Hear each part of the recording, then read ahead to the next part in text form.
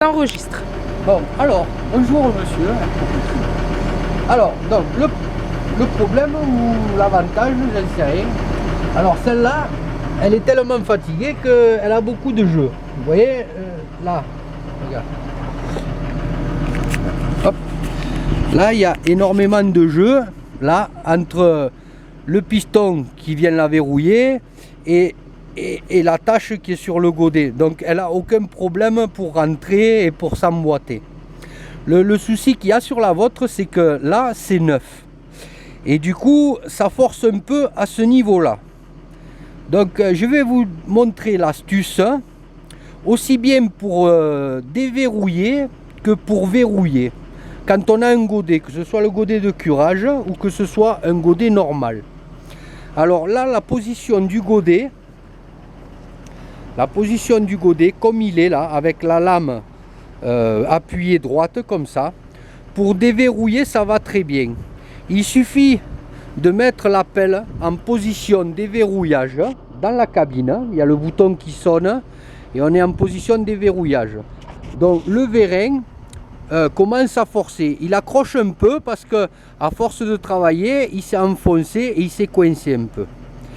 Et alors quand il est comme ça, en position de déverrouillage, il suffit de lever la pelle, je vous montre. Ça continue, hein, monsieur Martin.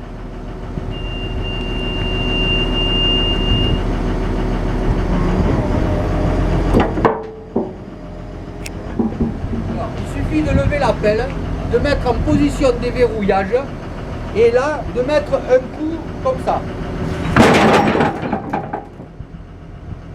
Et ça suffit pour que le piston se déverrouille.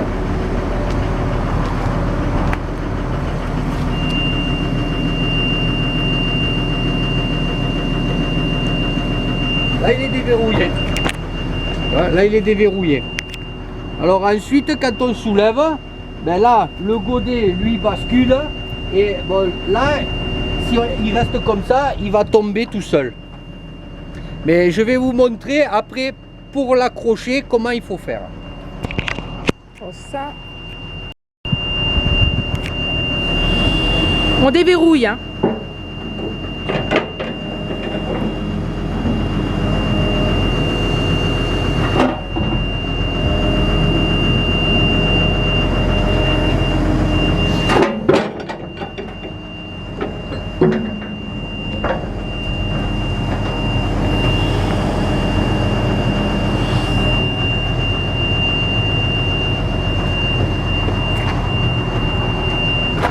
Alors celle-là c'est pareil, ça c'était une grosse et alors ils ont rattrapé le jeu en mettant des traits de soudure.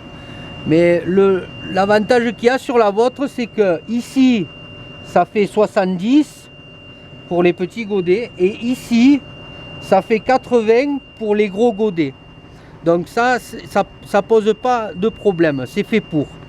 Le tout c'est que une fois que ça sera emboîté là-dessus, il faut bien fermer la tâche, que elle vienne appuyer là-dessus. Ici, ces trucs en biseau là, qui viennent appuyer à leur place ici. Ce qu'il y a, c'est que vous voyez là, il y a beaucoup d'usure, donc il y a beaucoup de jeux. Alors que vous, tout est neuf, la tâche est complètement neuve et les godets ils sont pas du tout marqués. Donc c'est pour ça que ça force un peu.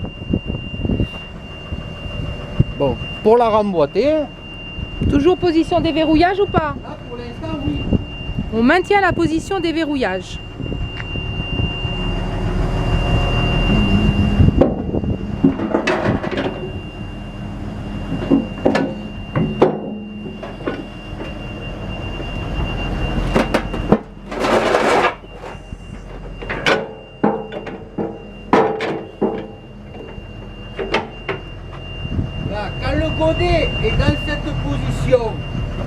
Quand le godet est dans cette position, bien appuyé ici et ici, à ce moment-là, on enlève la position déverrouillage dans la pelle.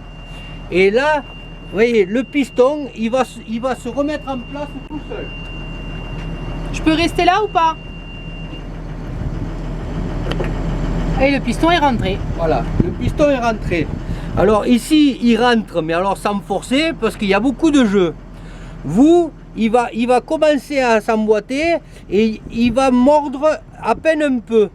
Il faut remettre le godet en position droite et mettre un petit coup pour qu'il finisse de s'emboîter. Allez, on Et regarde ça. Donc pour que le vérin s'enclenche mieux, parce qu'il ne va pas prendre complètement. Ce qui n'est pas le cas ici. Hein. On fait ça et un coup.